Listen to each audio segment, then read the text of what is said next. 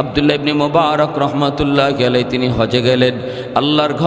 আল্লাহর ঘর বাইতুল্লাহর সামনে তিনি একটু ঘুমাইলেন। ঘুমন্ত অবস্থায় স্বপ্নে দেখেন দুইজন ফেরেশতা একজন আরেকজনকে ডাক দিয়ে বলতেছে, এই বছর কি পরিমাণ লোক হজে আসলো একটু বলো। একজনে কয় 6 লক্ষ হাজি হজ করতে আসছে, আর একজনে কয় এর ভিতরে কয়জন মানুষের হজ কবুল হয়েছে, আর একজন কয় না 6 লক্ষ হাজির ভিতরে একজনের হজও কবুল হয় নাই, একজনের হজও কবুল হয় নাই। আব্দুল্লাহ ইবনে মুবারক রহমাতুল্লাহি আলাইহি তিনি লাফ দিয়ে উঠে গেলেন।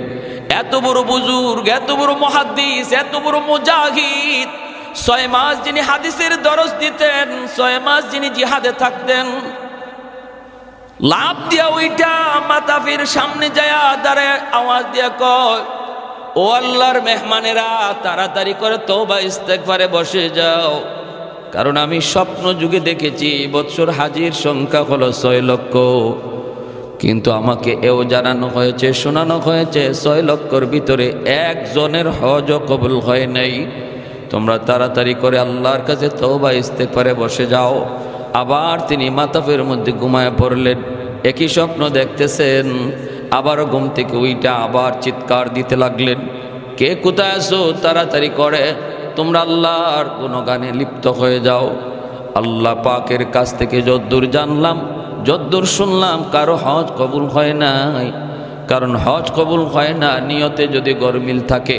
কেউ যদি মনে করে আমার হজ হাজি মানুষ নাম লাগানোর জন্য, আলহাজ লাগানোর জন্য, মানুষ আমাকে কি বলবে, এত পয়সা হয়েছে এখনো হজ করে না, হজ কবুল হবে? হারাম টাকা দিয়া যদি কেউ হজে যায় হজ কবুল হবে? হবে না। এজন্য কারো বুঝি হজ কবুল হয় নাই। তৃতীয়বার যখন তিনি ঘুমাইছেন তখন আবারও একই কথা স্বপ্নে দেখতেছেন। জিজ্ঞেস করলেন, একজন আরেকজনে জিজ্ঞাসা, কারো হজ কি কবুল হয়েছে? কয় না, কারো হয় নাই। তবে আল্লাহর একজন বান্দার খাতিরে আল্লাহ পাক 6 লক্ষ হাজির হজ আল্লাহ কবুল করে নিছে। কে গো সে কে? আব্দুল্লাহ ইবনে মুবারক ডাক দিয়া কয়, কে সে, কি তার পরিচয়? সে কি হজে আসছে? কয় না, সে হজই আসে নাই। সুবহানাল্লাহ, জোরে কোন না। সে হজই আসে নাই, অথচ তার উসিলায় হাজিদের হজ আল্লাহ কবুল করে। আব্দুল্লাহ ইবনে মুবারক কয়, নাম কি তার? বাড়ি কোথায়? তারে কি পাওয়া যাবে? কয় হ্যাঁ পাওয়া যাবে, তার বাড়ি হলো দামেস্ক।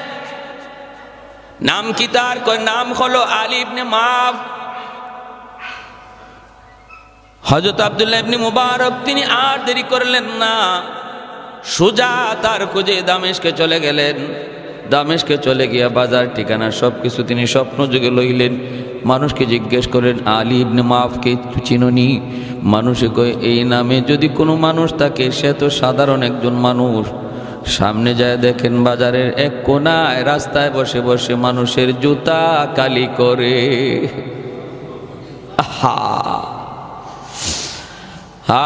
আর আমরা হালাল কোনো কাজ, সেটা যদি ছোট্ট হয়, নিম্নমানের হয়, আমরা এটা ঘৃণা করি। মানে এই কাজ করে, রিক্সা চালায়, ওই মুদির দোকানদারি করে, এটা করে। কি মনে করলা তুমি? আহারে, তুমি টেবিলের নিচে লক্ষ টাকা ঘুষ খাওয়ার চেয়ে একজন রিক্সাওয়ালা ভাই সারাদিনে 200 টাকা কামাই করে, তার দাম আল্লাহর কাছে তুমি কোটিপতির চেয়ে অনেক গুণ বেশি।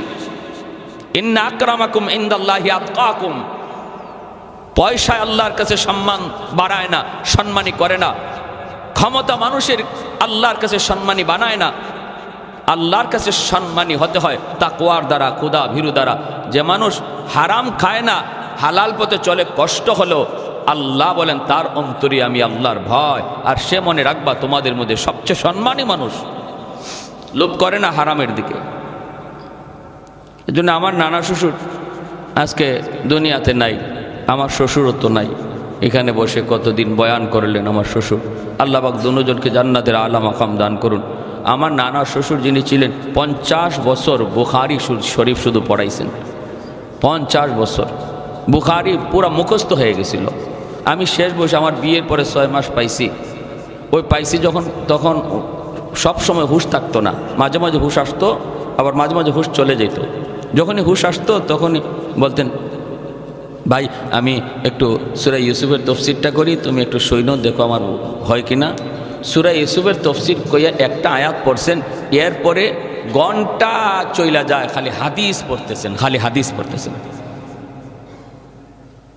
মনে হইতেছে হাফেজ সাহেবরা যেভাবে কোরআন তেলাওয়াত করে এভাবে উনি হাদিস পড়তেন।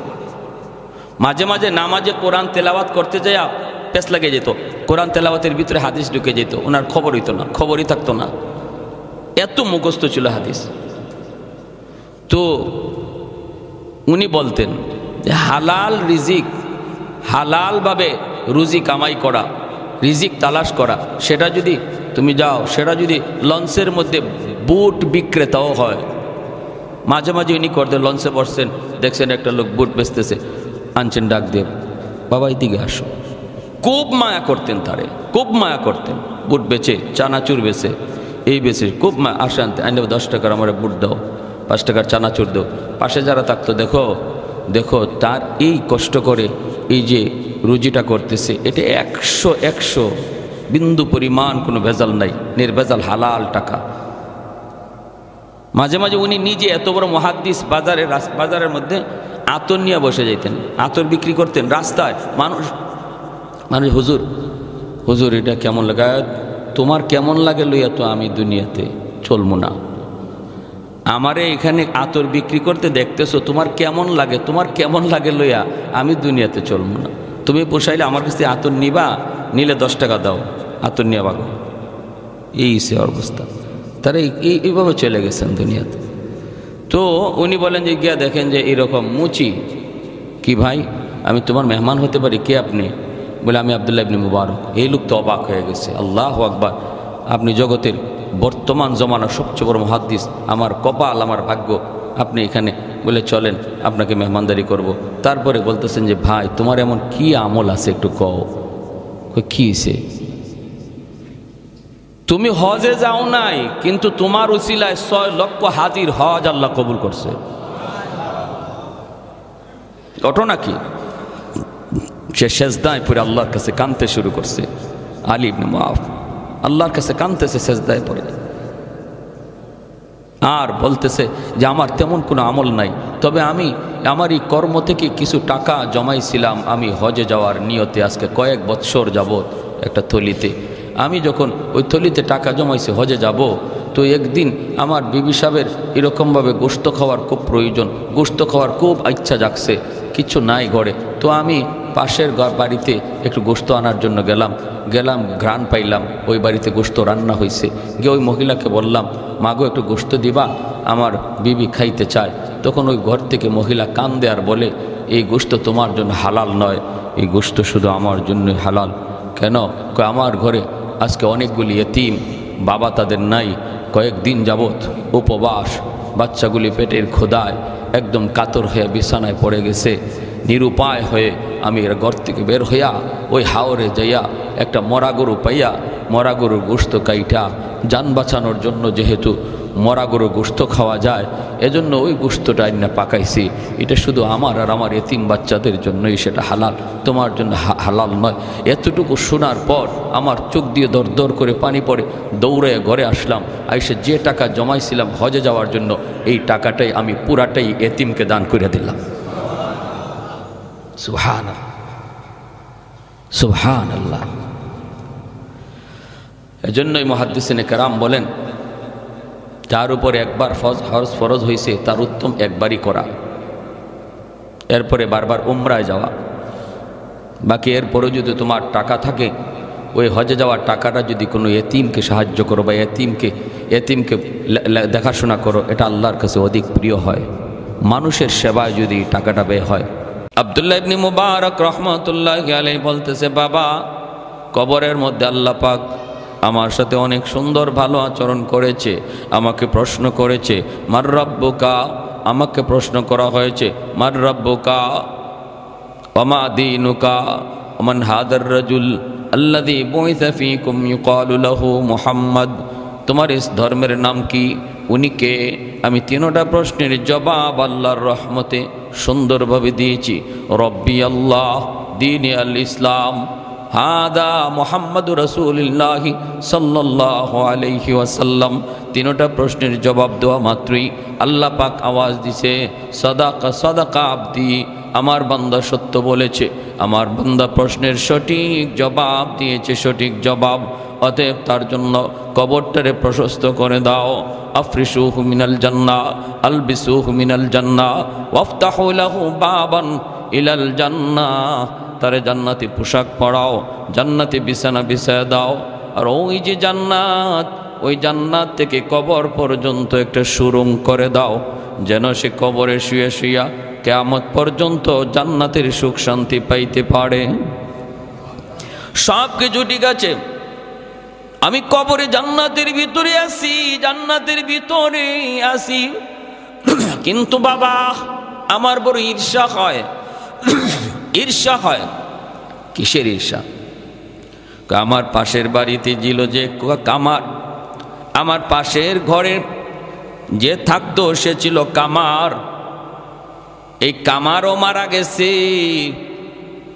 আর কামার রে আল্লাহ পাক জান্নাতে মর্যাদা আমার চেয়েও বাড়ায় দিছে।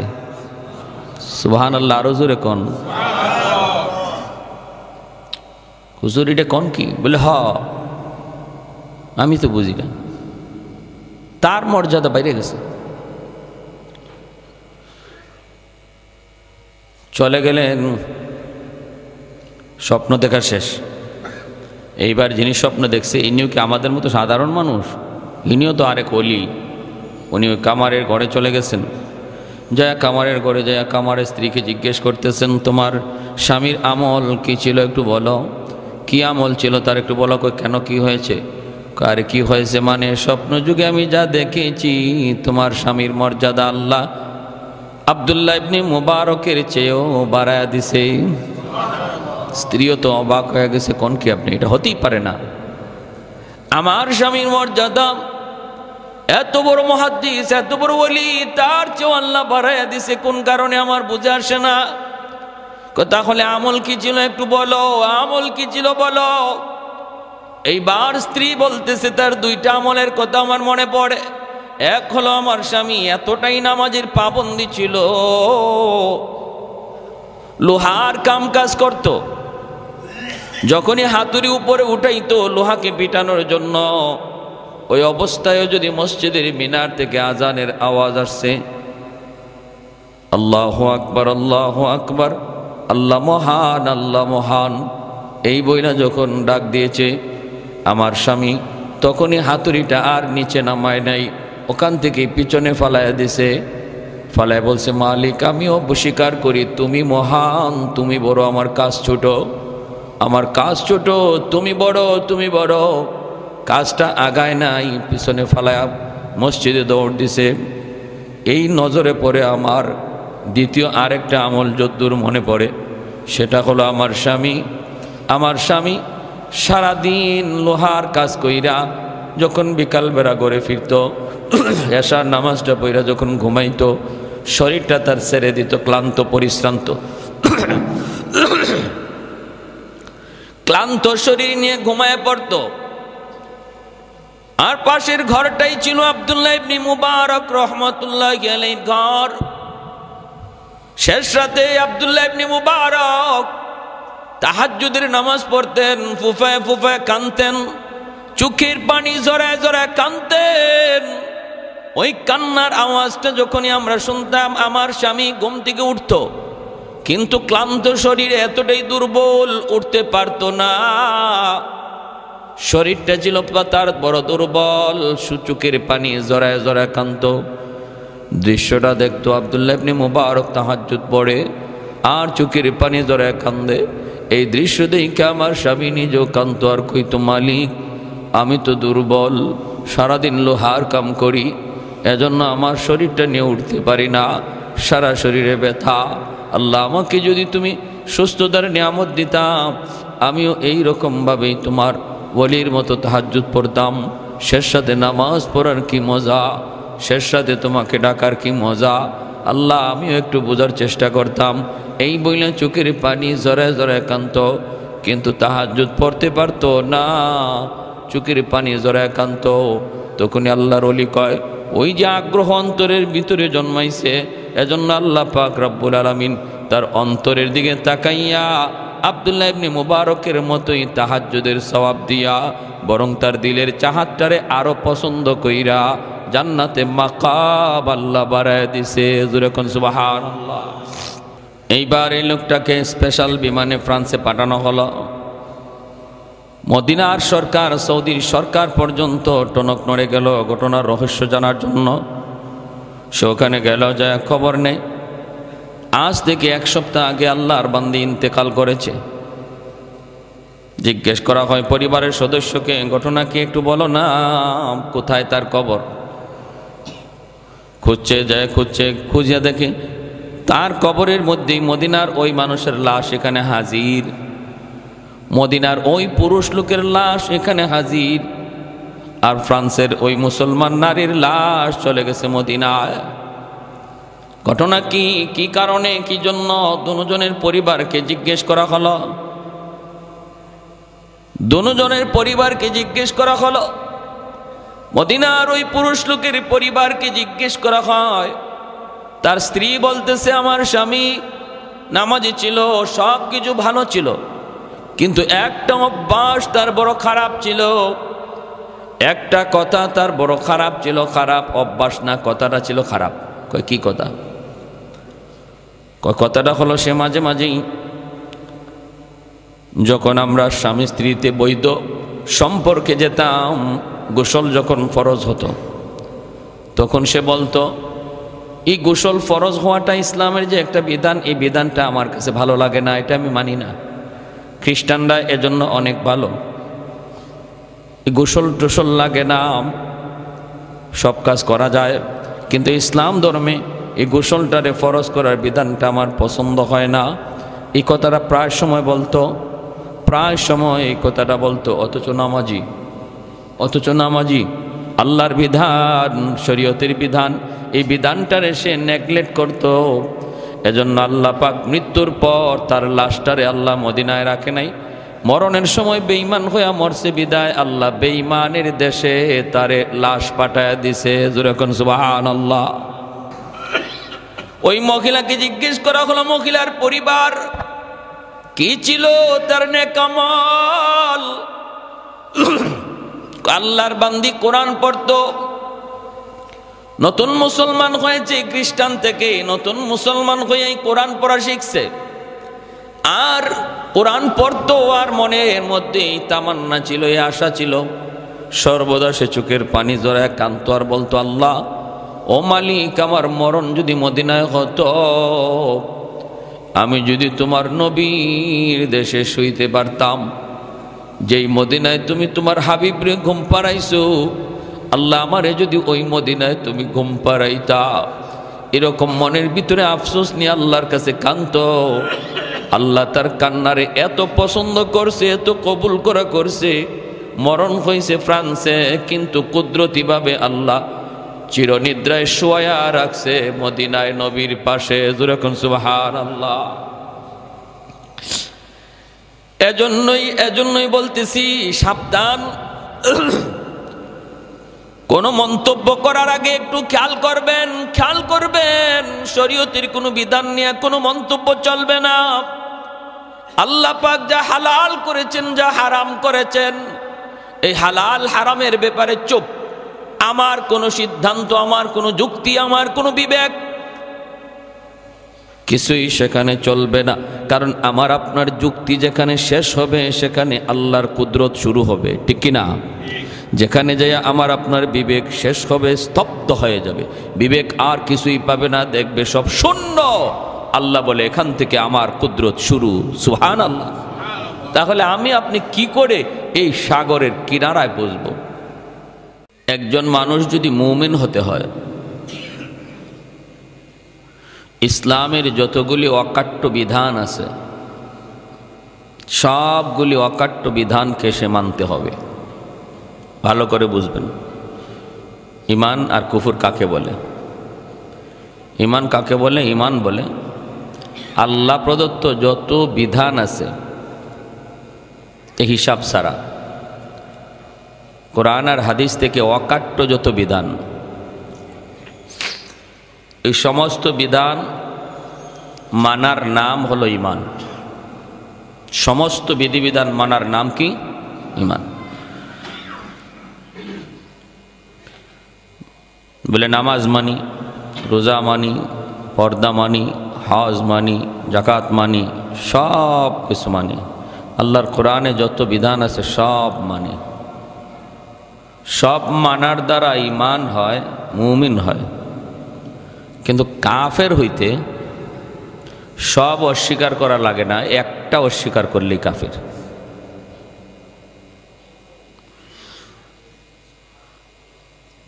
মুমিন ইমানদার হতে হলে সব মানতে হয়, আর কাফের হতে হলে সব অস্বীকার করা লাগে না। একটা শরীয়তের কোনো একটা বিধান কেউ যদি মানে না, বলে যে না আমি এটা মানি না, অথবা এই বিধানটারে নিয়ে মস্কারি করে, আল্লাহর বিধান জানছে কিন্তু সে এটাকে নিয়ে ঠাট্টা করে, ইসলামের কোনো শেয়ার যা দেখলে বোঝা যায়, ইসলাম চিনা যায়,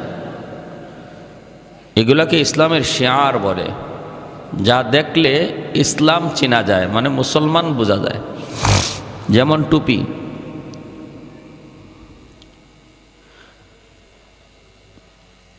ইসলামের শেয়ার। মাদ্রাসা দেখলেই বোঝা যায় এটা মুসলমানের ধর্মীয় শিক্ষাঙ্গন। মসজিদ দেখলেই বোঝা যায় মুসলমানের ইবাদতের জায়গা। এগুলাকে বলা হয় শেয়ার। শেয়ার মানে চিহ্ন, আলামত। মেসওয়াক সামান্য একটা গাছের ডাল, মেসওয়াক। কেউ যদি বলে কি হুজুররা পাইছে, কি কয় কি না, এই আধুনিক যুগে, আল্ট্রা মডার্নের যুগে গাছের ডাল দিয়া দাঁত ঘষানি, এরা আনসোশাল, এরা সামাজিকতা বুঝে না। এটা রসুলের যুগে ব্রাশ ছিল না, তাই রসুল গাছের ডাল দিয়া দাঁত মাঝামাঝি করছে। এই যে আপনি বেঙ্গায়া বেঙ্গায়া বেঙ্গায়া মুখ বাঁকায়া বাঁকায়া কথা কইছেন, শেষ। রাজুল ইউমসিহুর রাজুলু মুমিনা ওয়া ইউমসি কাফিরা। আমি পারি না সেটা ভিন্ন কথা, দুর্বলতা থাকবে। আল্লাহ আমি এই আমলটা পারতেছি না, বা আমি এই আমলটা করতে পারতেছি না, আমি অপরাধী, আমাকে তৌফিক দাও। ঈমান থাকবে, বরং এটা আল্লাহরও পছন্দ করে। একজন মানুষ যখন আল্লাহর কাছে সারেন্ডার করে, নিজের দোষ স্বীকার করে, নিজের দোষটা আল্লাহর কাছে স্বীকার করে, এটা আল্লাহ খুব পছন্দ করে। কিন্তু দোষের উপরে অটল থেকে দোষটারে সঠিক মনে করা, এটা আল্লাহ খুব নারাজ হয়। ঈমান থাকে না, ঈমান থাকে না। এটা আমাদের বাস্তব জীবনেও আমরা দেখি। একজন মানুষ দোষ করে, দোষ স্বীকার করে ফেলছে, মানুষ কিন্তু নরম হয়ে যায় তার প্রতি, যে ভাই দোষ স্বীকার করে ফেলছে, বাদ দাও। দোষ স্বীকার করে আল্লাহও তার প্রতি নরম হয়ে যায়। কিন্তু হাউজে সমাজে বসে যদি সে তার দোষটারে সঠিক বুঝাইতে চায়, না সে যে দোষ করছে এটা ঠিক করেছে, এটা যদি বলে, তাহলে কি কারো ভালো লাগে? মন খারাপ হয় কি হয় না? খুব হয়।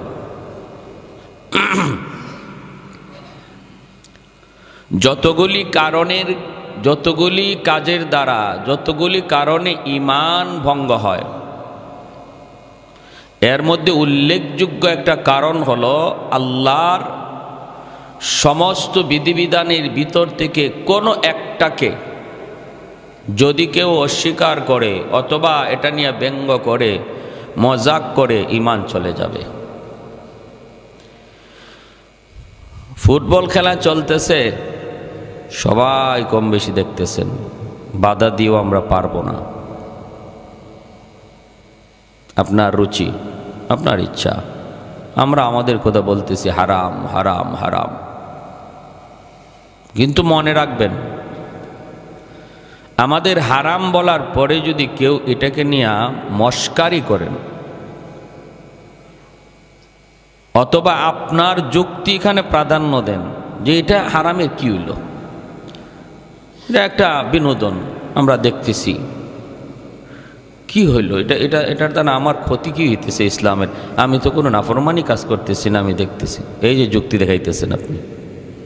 কুল্লু লাবিন হারামুন, মায়ার নবীর হাদিস, আল্লাহ নবীর হাদিস, সমস্ত খেলা হারাম। এই কথা জানার পরেও আপনি যদি বলেন যে এতে হারামের কি হলো, তখন আপনি এই বিধানটারে অস্বীকার করতেছেন, আপনার যুক্তি দিয়ে এটাকে ঠিক ভাবতেছেন। নবীর ভবিষ্যৎবাণী আপনার জন্যই, আল্লাহ নবীর 1400 বছর আগের ভবিষ্যৎবাণী আপনার জন্য। ইউমসিহুর রাজুলু কাফিরা ওয়া ইউমসি কাফির, ইউসবিহুর রাজুলু কাফিরা ওয়া ইউমসি মুমিনা। এই কথাটা বলার আগেও সে মুমিন ছিল, আর এই কথাটা বলার কারণেই সে কাফের হয়ে গেল। আর কাফের হওয়ার দ্বারা ক্ষতি কি হলো? প্রথম নম্বরই তার বউ তালাক হয়ে গেল। যখনই একজন মানুষ তার কোনো কথার দ্বারা, তার কোনো আচরণের দ্বারা ঈমান চলে যায়, কাফির হয়, সাথে সাথেই দুনিয়ার ক্ষতি হলো তার বউ তালাক। কারণ সে কাফির আর তার বউ মুমিন হতেই পারে না, তালাক হয়ে যায়। এখন কি করবেন বলেন? এখন আপনি এটার পরে আপনি সংসার করতেছেন নিজের বৈধ স্ত্রী মনে করে, অথচ শরীয়তের তালিকায় আপনি জিনা হইতেছে। সন্তান আপনি হচ্ছে ভাবতেছেন বৈধ সন্তান, আসলে সে অবৈধ সন্তান। সমাজ কেন এতটা নষ্ট হচ্ছে?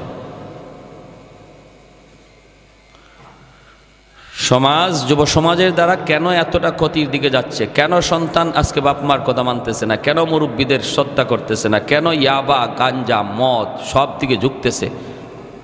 শুধু বাজে কাজের দিকে দৌড়াচ্ছে। কারণটা কি? মূলে তালাশ করলে দেখা যাবে সে বৈধ না অবৈধ, এটাই সন্দেহ আছে।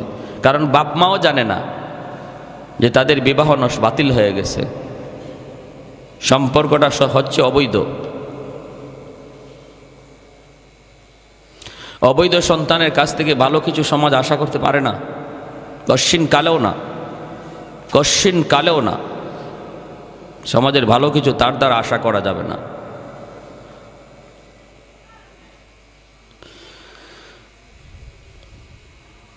মান আমিলা সালিহাম মিন যাকারিন আও উনসা ওয়া হুয়া মুমিন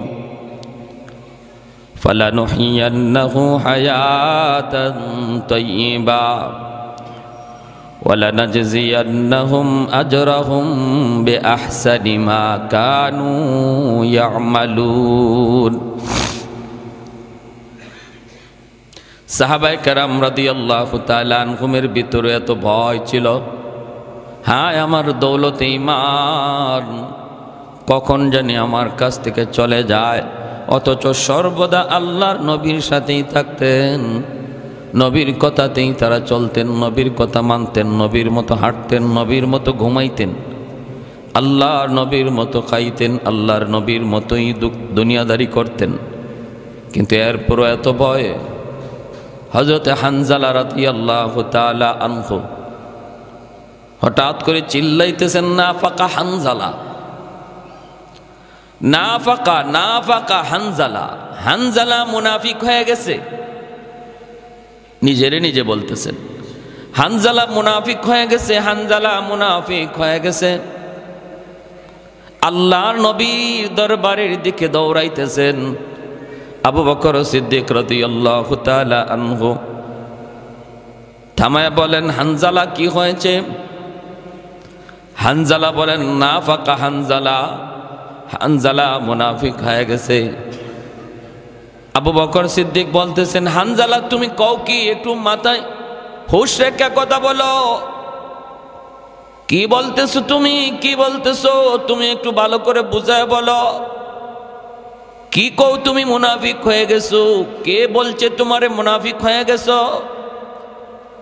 হানজালা বলতেছে, আবু বকর ভাইরে, আমি কিন্তু মুনাফিক হয়ে গেছি। বলে কেমনে, কিভাবে, একটু বুঝায় কও। আবু বকর ভয়ে কাঁপতেছেন, কি ব্যাপার একটু বুঝায় বলো। হানজালা বলেন, নবীর দরবারে যতক্ষণ আমি থাকি ততক্ষণ আমার অবস্থা থাকে একরকম, আর যখনই বিবি বাচ্চা ঘরে চলে আসি তখনই অবস্থা হয়ে যায় ভিন্ন রকম। নবীর কাছে থাকলে আমি বুঝাই আমি একরকম, ঘরে আসলে আমি হয়ে যাই অন্য রকম। মসজিদে থাকলে আমার দিল থাকে একরকম, ঘরে গেলে দিল হয়ে যায় ভিন্ন রকম। দোকানে বসলে পরে হয়ে যায় আমি অন্য রকম। আমার আচরণ, আমার কথা, আমার আখলাক, আমার ব্যবহার মসজিদের ব্যবহারের মতো হয় না।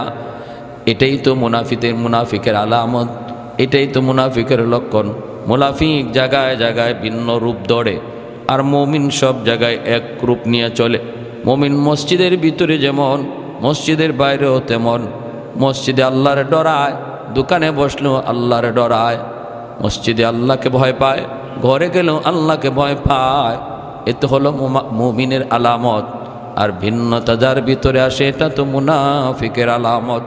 যেই মাত্র হানজালা এমন কথা বলছেন, সাথে সাথে আবু বকর সিদ্দিক রাদিয়াল্লাহু তাআলা আনহু চিৎকার দিয়া বলেন, তাহলে হানজালা যদি এই কারণে মুনাফিক হয়ে যায়, আমি আবু বকরও মুনাফিক হয়ে গেছি। এই কারণে যদি মুনাফিক হয় তাহলে আমি আবু বকর মুনাফিক হয়ে গেছি। তাড়াতাড়ি চলো আল্লাহর নবীর কাছে, সমাধান জেনে নেই, সমাধান জেনে নেই, বাঁচার উপায় কি একটু বুঝে আসি। দুজন পেরেশান হয়ে নবীর দরবারে হাজির। আল্লাহর নবীর কাছে দুজন পেরেশান হয়ে নবীকে ডাক দিয়ে বলতেছেন, ইয়া রাসূলুল্লাহ, আমরা বড় পেরেশান হয়ে আপনার কাছে এসেছি গো নবী। ওগো নবীজি, আমরা বড় ভয়ে আছি, আতঙ্কে আছি। বলে কি নিয়ে? বলে আমাদের ঈমান লইয়া আমরা বড় আতঙ্কে আছি, ভয়ে আছি। নবী বলেন, কি হয়েছে? বলে ইয়া রাসূলুল্লাহ, মনে হচ্ছে আমাদের ঈমান চলে যায়, আবার ঈমান মাঝে মাঝে আসে। আমরা মনে হয় মুনাফিক হয়ে গেছি, মুনাফিক। নবী বলতেছেন, কোন কারণে? আবু বকর সিদ্দিক কান্দেন, হানজালা কান্দেন। নবী বলেন, বলো না কি হয়েছে, একটু খুলে বলো। হানজালা কয়, নবী গো, যতক্ষণ আপনার কাছে থাকি ততক্ষণ আমাদের দিল শান্ত থাকে। আমরা আমাদের দিলের হালত আমরা একরকম বুঝি। যখনই মসজিদ থেকে বের হয়, যখনই ঘরে যাই, বিবি বাচ্চার কাছে যাই, যখনই সমাজের সাথে তাল মিলাই, যখনই আমরা আমাদের ব্যবসার প্রতিষ্ঠানে যাই, তখনই আমাদের চেহারা অন্যরকম হয়ে যায়, দিলের হালত পরিবর্তন হয়ে যায়। ইয়া রাসূলুল্লাহ, এটা তো মুনাফিকের আলামত। মুনাফিকের হালত হলো সে ভিন্ন জায়গায় ভিন্ন রূপ নেয়, এক এক জায়গায় এক এক রূপ নেয়, এটা হলো মুনাফিকের আলামত। তাহলে আমরা তো মুনাফিক হয়ে গেছি, মুনাফিক।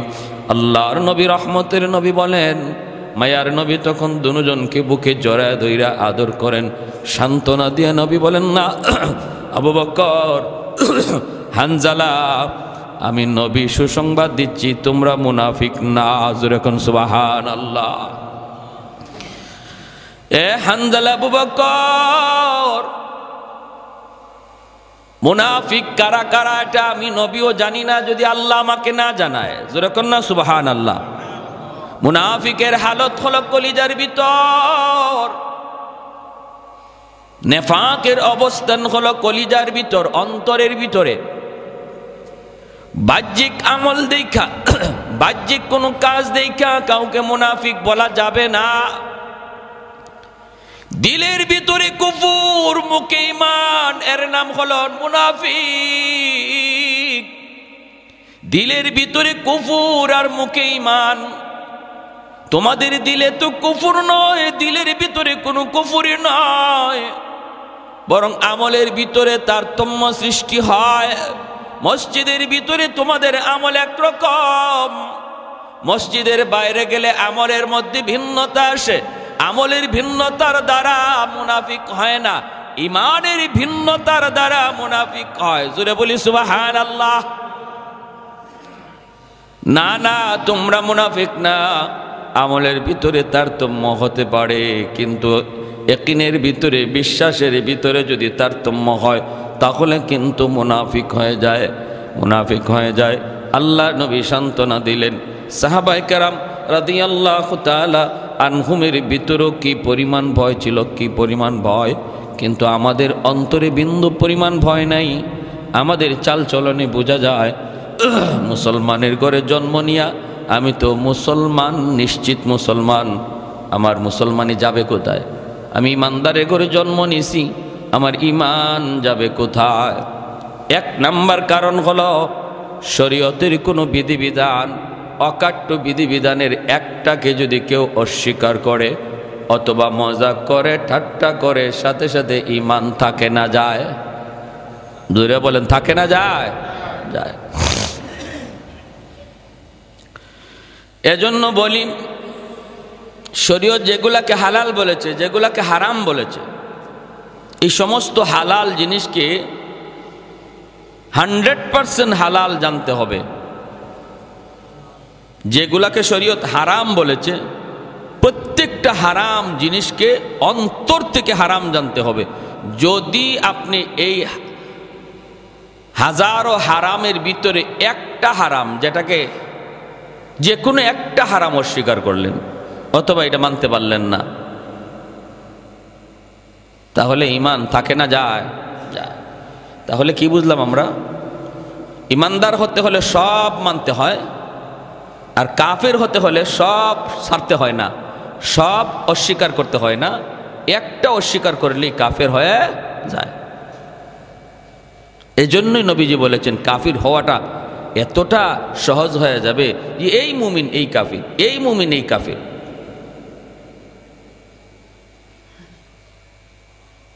এজন্য আমরা আমাদের কথা বলবো, খেলাধুলা হারাম।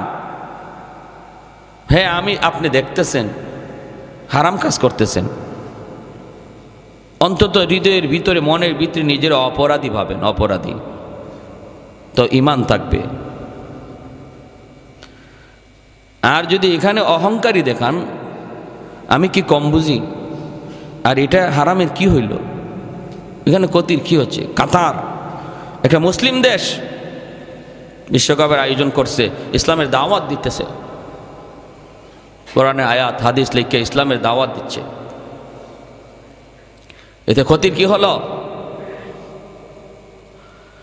হারাম কাজের আয়োজন কইরা ইসলামের দাওয়াত দেওয়াও হারাম। হারামের মাধ্যমে ইসলামের পথে কাউকে ডাকা, এটাও কি? জোরে কন, জোরে কন, হারাম। কোনো ওয়াজ মাহফিলে কর্তৃপক্ষ যদি মনে করে যে মানুষ যখন আয় না দিনের কথা শুনতে, হুজুরের কথা শুনতে, মমতাজরে লই আইমো আজকে, আর হুজুর উঠবার আগে মমতাজ গান গাইব, মানুষ আসে না কেমনে দেখব? ভালো করে বুঝছেন, তার উদ্দেশ্য গান শোনানো নয়, উদ্দেশ্য ভালো, উদ্দেশ্য হলো মানুষ জমানো, ওয়াজ শোনানো, কিন্তু যে পদ্ধতিটা নিছে এটা হালাল না হারাম? কোন গায়িকা, কোন নায়িকা আইনা মানুষ জমাইয়া তারপরে ওয়াজ শোনাবে, এমন চিন্তা যদি কেউ করে, এটা যেমন হারাম, বিশ্বকাপের আয়োজন কইরা কোরআনের আয়াত আর হাদিস লিখে দাওয়াত দেওয়া এটাও হারাম। আপনারা কে বলছে মুসলমান বানাইতে? এইভাবে কে আপনার এই দায়িত্ব, এই ঠিকাদারিটা দিছে কে আপনারে? এইভাবে কাউরে মুসলমান বানানোর ঠিকাদারি আপনারে কে দিল? আপনার আল্লাহ জিজ্ঞেস করবো যে ওই কি আর্জেন্টিনার প্লেয়ারগুলো মুসলমান হইল না কেন, তুই জব দিয়ে যা, জিগাই পাল্লা? মোটেও জিগাইতো না আল্লাহ। মুসলমান হইলি কি না হইলি কি আল্লাহর কি আসে যায়? তাম দুনিয়ার সব মুসলমান, সব অমুসলিম হয়ে যাক, আল্লাহর কি আসে যায়? আল্লাহর খুদাই চলে যাবে, জবাব তারটা তা দিবে। কিন্তু আপনাকে এই পদ্ধতিতে আগাইতে গেছে কে? যদি এমনই হইতো তাহলে আল্লাহ নবী বলতেন, এরা তো এই প্রস্তাব দিছিল, মুহাম্মদ ঠিক আছে আমরা তোমার খোদার ইবাদত করব, তবে আমাদেরকে শুধু তুমি আমাদের যে হুবুল আছে, আমাদের যে মূর্তি আছে, এই মূর্তিটারও আমাদের বগলের নিচে রাখার সুযোগ দাও, আমাদের পকেটে রাখার সুযোগ দাও, তারপরে আমরা মাঝে মাঝে আমাদের এই ভগবানরাও ডাকবো, আর একবার নাও ডাকবো ভগবানরে, 10 বার ডাকবো তোমার খোদারে। আল্লাহ নবীকে রাখো। নবী যদি এই প্রস্তাবটা খালি মানতেন, এরম বহু সুযোগ ছিল যে ওরা নবীর কাছে আসার। আল্লাহ নবী নিজে যদি খালি পাশে একটা মূর্তি সাজায় রাখতেন আর বলতেন আসো আসো এক আল্লাহর দাওয়াত দেই, ওরা খালি মূর্তিটা দেখলেই হাজারো মক্কার মানুষ জমা হয়ে যেত। নবী এই সুযোগে এক আল্লাহর দাওয়াত দিয়া দিতে পারতেন, বুঝাইতে পারতেন। কৌশল নিছেন জমা করার আর দাওয়াত দিছেন এক আল্লাহর, হতে পারতো। কিন্তু একটা নজির দেখান, একটা নজির, একটা দৃষ্টান্ত দেখান, এমন কোনো দৃষ্টান্ত নাই। মদিনা শরীফে এক লোক মারা গেল, বহু আগের ঘটনা, থানবী আলাইহির রহমা কিতাবে লিখছেন।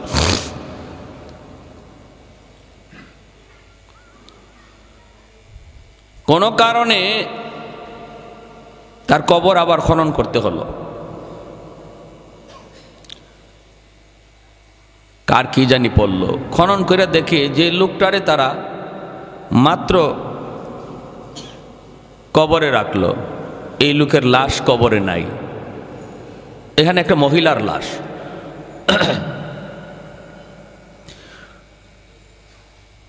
মহিলার লাশ রাখলো, পুরুষ, ভিন্ন এক মহিলার লাশ। অবাক হয়ে গেল, হইচই পড়ে গেল। হজের মৌসুম ছিল তখন, হজের মৌসুম ছিল। অনেক মানুষ এই খবর পাইয়া দেখতেও গেল। তখন মদিনায় এক লোক ছিল ফ্রান্সের, ওখান থেকে মুসলমান হয়ে সে আসছে, সেও গেছে দেখতে। এই মহিলারে কেউ চিনে না, মদিনার সব মানুষ আসছে, কেউ চিনে না এই মহিলাকে। ও ফ্রান্সের লোকটা যায়া দেখছে, ও সব দেশের লোকই তো দেখতেছে, ও দেখি চিনে ফেলছে, যারে এই মহিলার বাড়ি তো ফ্রান্স, এখানে আসলো কেমন করে। আর আমি তো হজের মৌসুমে, হজের সফরে আসার আগে আমি তারে কোরআন পড়াই। সুবহানাল্লাহ, জোরে কোন।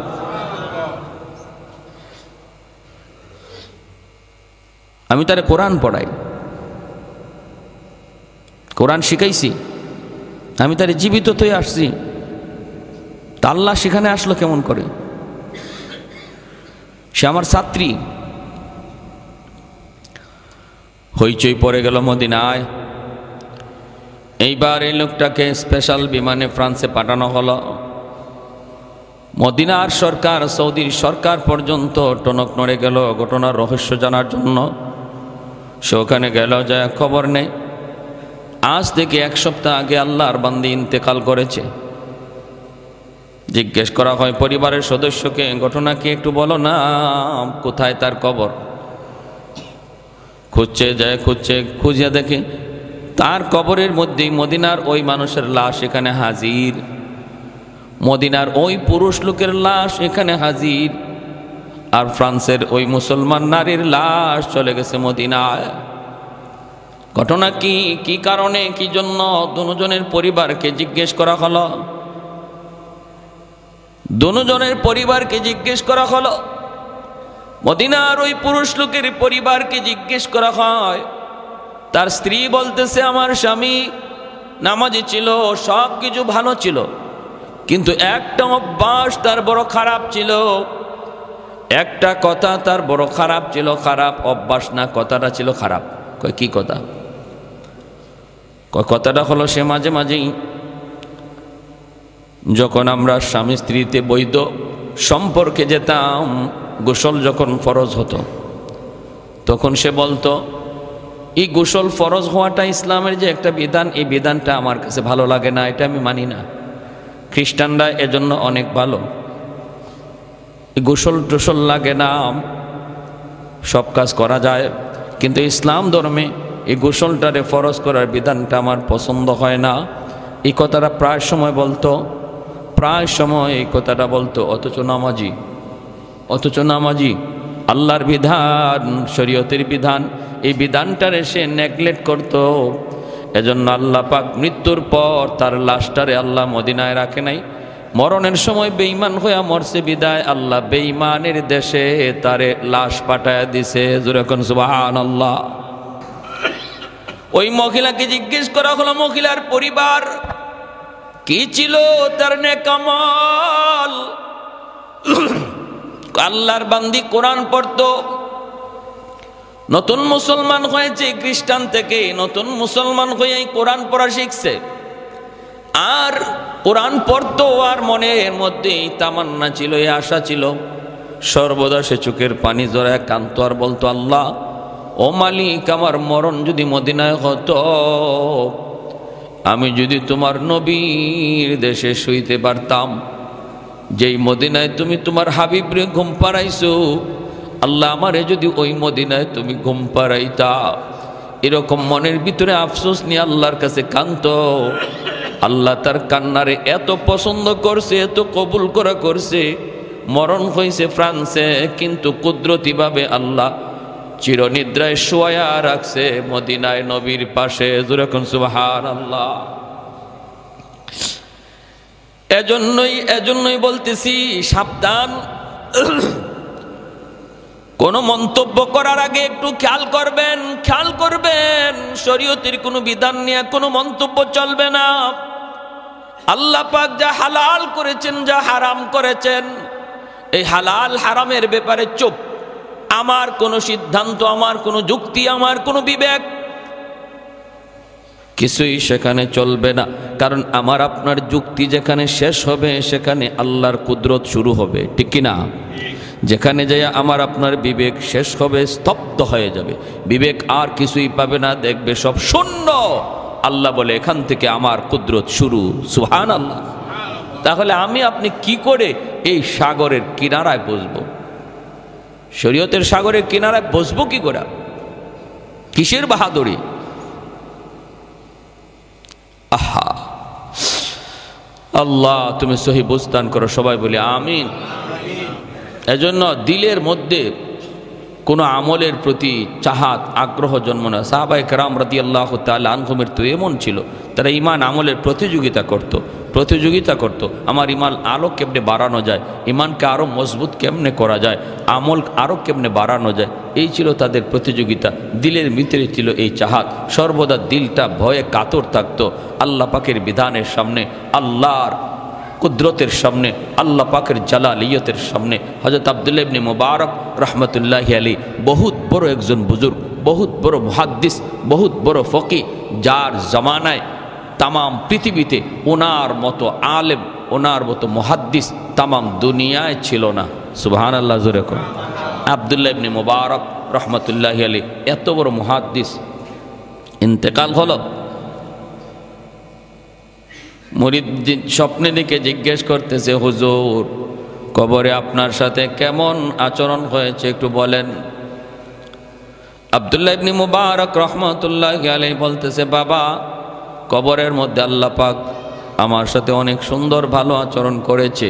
আমাকে প্রশ্ন করেছে, মার রাব্বুকা, আমাকে প্রশ্ন করা হয়েছে, মার রাব্বুকা ওমা দীনুকা ওমান হাদার রাজুল আল্লাযী বুইসা ফীকুম ইউকালু লাহু মুহাম্মদ, তোমার ইস ধর্মের নাম কি, উনি কে? আমি তিনটা প্রশ্নের জবাব আল্লাহর রহমতে সুন্দরভাবে দিয়েছি। রব্বি আল্লাহ, দীন আল ইসলাম, হাদা মুহাম্মাদুর রাসূলুল্লাহ সাল্লাল্লাহু আলাইহি ওয়াসাল্লাম। তিনটা প্রশ্নের জবাব দেওয়া মাত্রই আল্লাহ পাক আওয়াজ দিছে, সাদাকা সাদাকা আবদি, আমার বান্দা সত্য বলেছে, আমার বান্দা প্রশ্নের সঠিক জবাব দিয়েছে, সঠিক জবাব। অতএব তার জন্য কবরটারে প্রশস্ত করে দাও। আফরিশুহু মিনাল জান্নাহ, আলবিসুহু মিনাল জান্নাহ, ওয়াফতাহু লাহু বাবান ইলাল জান্নাহ, তারে জান্নাতি পোশাক পরাও, জান্নাতি বিছানা বিছায় দাও। আর ওই যে জান্নাত, ওই জান্নাত থেকে কবর পর্যন্ত একটা সুরুং করে দাও, যেন সে কবরে শুয়ে শুয়া কিয়ামত পর্যন্ত জান্নাতের সুখ শান্তি পাইতে পারে। সব কিছু ঠিক আছে, আমি কবরে জান্নাতের ভিতরে আছি, জান্নাতের ভিতরে আছি, কিন্তু বাবা আমার বড় ঈর্ষা হয়। ঈর্ষা হয়। কিসের ঈর্ষা? আমার পাশের বাড়িতে ছিল যে কামার, আমার পাশের ঘরে যে থাকতো সে ছিল কামার, এই কামারও মারা গেছে। আর কামার রে আল্লাহ পাক জান্নাতে মর্যাদা আমার চেয়েও বাড়ায় দিছে। সুবহানাল্লাহ। আরো জোরে কোন। হুজুর এটা কোন কি? বলে হ, আমি তো বুঝি না। তার মর্যাদা বাইরে গেছে। চলে গেলেন, স্বপ্ন দেখা শেষ। এইবার যিনি স্বপ্ন দেখছে ইনিও কি আমাদের মতো সাধারণ মানুষ? ইনিও তো আরেক অলি। উনি ওই কামারের ঘরে চলে গেছেন। যায় কামারের ঘরে যায় কামারের স্ত্রীকে জিজ্ঞেস করতেছেন, তোমার স্বামীর আমল কি ছিল একটু বলো, কি আমল ছিল তার একটু বলো। কেন, কি হয়েছে? আরে কি হয়েছে মানে, স্বপ্ন যুগে আমি যা দেখেছি তোমার স্বামীর মর্যাদা আল্লাহ আব্দুল্লাহ ইবনে মুবারকের চেয়েও বাড়ায়া দিছে। স্ত্রীও তো অবাক হয়ে গেছে, কোন কি আপনি, এটা হতেই পারে না। আমার স্বামীর মর্যাদা এত বড় মুহাদ্দিস, এত বড় ওলি, তার চেয়েও আল্লাহ বাড়ায়া দিছে, কোন কারণে আমার বুঝে আসে না। তাহলে আমল কি ছিল একটু বলো, আমল কি ছিল বলো। এইবার স্ত্রী বলতেছে তার দুইটা আমলের কথা আমার মনে পড়ে। এক হলো আমার স্বামী এতটাই নামাজের পাবন্দি ছিল,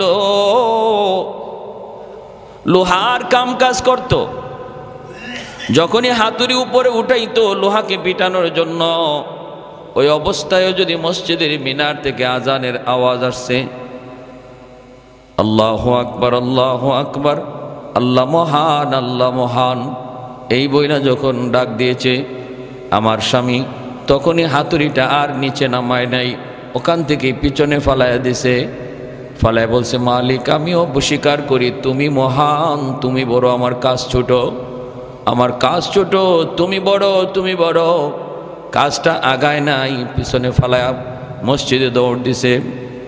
এই নজরে পড়ে আমার দ্বিতীয় আরেকটা আমল যদ্দূর মনে পড়ে, সেটা হলো আমার স্বামী সারাদিন লোহার কাজ কইরা যখন বিকালবেলা ঘরে ফিরত, এশার নামাজটা পইরা যখন ঘুমাইতো, শরীরটা তার ছেড়ে দিত, ক্লান্ত পরিশ্রান্ত,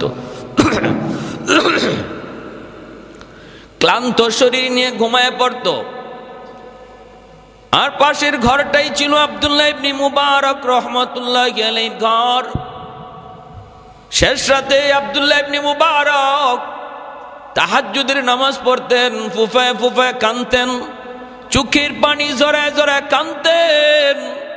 ওই কান্নার আওয়াজটা যখনই আমরা শুনতাম, আমার স্বামী ঘুম থেকে উঠত, কিন্তু ক্লান্ত শরীরে এতটাই দুর্বল, উঠতে পারত না। শরীরটা ছিল তার বড় দুর্বল, চোখের পানি জড়ায় জড়ায় কাঁদত। দৃশ্যটা দেখতো আব্দুল্লাহ ইবনে মুবারক তাহাজ্জুদ পড়ে আর চোখের পানি জড়ায় কান্দে। এই দৃশ্য দেখে আমার স্বামী নিজেও কাঁদতো আর কইতো, মালিক আমি তো দুর্বল, সারাদিন লোহার কাম করি, এজন্য আমার শরীরটা নিয়ে উঠতে পারি না, সারা শরীরে ব্যথা। আল্লাহ আমাকে যদি তুমি সুস্থতার নিয়ামত দিতাম, আমিও এই রকমভাবেই তোমার ওলির মতো তাহাজ্জুদ পড়তাম। শেষ সাথে নামাজ পড়ার কি মজা, শেষ সাথে তোমাকে ডাকার কি মজা। আল্লাহ আমিও একটু বোঝার চেষ্টা করতাম। এই বইলে চোখের পানি জড়ায় জড়ায় কাঁদত, কিন্তু তাহাজ্জুদ পড়তে পারতো না, চোখের পানি জড়ায় কাঁদত। তখনই আল্লাহর ওলি কয়, ওই যে আগ্রহ অন্তরের ভিতরে জন্মাইছে, এজন্য আল্লাহ পাক রব্বুল আলামিন তার অন্তরের দিকে তাকাইয়া আব্দুল্লাহ ইবনে মুবারকের মতোই তাহাজ্জুদের সওয়াব দিয়া বরং তার দিলের চাহাতটারে আরো পছন্দ কইরা জান্নাতে মাকাম আল্লাহ বাড়ায় দিছে। জোরে কোন সুবহানাল্লাহ। এজন্য সাবধান, আমলের দিকে আমাদের প্রতিযোগিতা থাকবে, আমলের মধ্যে আগ্রহ থাকবে, খেলাধুলার প্রতি আগ্রহ নয়, খেলাধুলার প্রতি এত আসক্তি নয়। আসক্তি থাকবে আমার আমলের দিকে, আসক্তি থাকবে আরেক ভাইয়ের দিকে। আরেক ভাই মসজিদে 5 ওয়াক্ত যায়, আমি কেন যেতে পারতেছি না, আমি কেন পারতেছি না। আরেক ভাই ফজরের জামাতে যায়, আমি এখনো কেন ফজরের জামাতে যেতে পারলাম না। দিলের ভিতরে এই চাহাতটা থাকবে, দিলের ভিতরে এই তলবটা থাকবে, দিলের ভিতরে এই আকাঙ্ক্ষাটা থাকবে। আল্লাহ পাক দিলের ওই আকাঙ্ক্ষার দিকে তাকাইলে আল্লাহ তার বান্দারে তার ওলির খাতায় নাম লেখায়। আর ওলি হওয়ার জন্য যা আমল দরকার তার দ্বারা আল্লাহ করায় নেয়। আল্লাহ তখন তার জন্য আমলের দরজা আসান করে দে দিলের দিকে তাকায়, দিলের দিকে তাকায়। এজন্য দিলটারে নরম রাখবো সর্বদা, আল্লাহর বিধিবিধানের উপরে মজবুত থাকবো। আর কখনো কোনো সন্দেহ আল্লাহর কোনো বিধানের উপরে, শরীয়তের কোনো বিধানের উপরে বিন্দু পরিমাণ সন্দেহের জায়গা দিব না। যদি নিজের যুক্তি আর বিবেককে এখানে খাটাই, তাহলে নবীর ওই ভবিষ্যৎবাণী সকালে মুমিন বিকালে কাফের হয়ে যাবে। আল্লাহ আমাদেরকে সহিভাবে বুঝার তৌফিক দান করুন।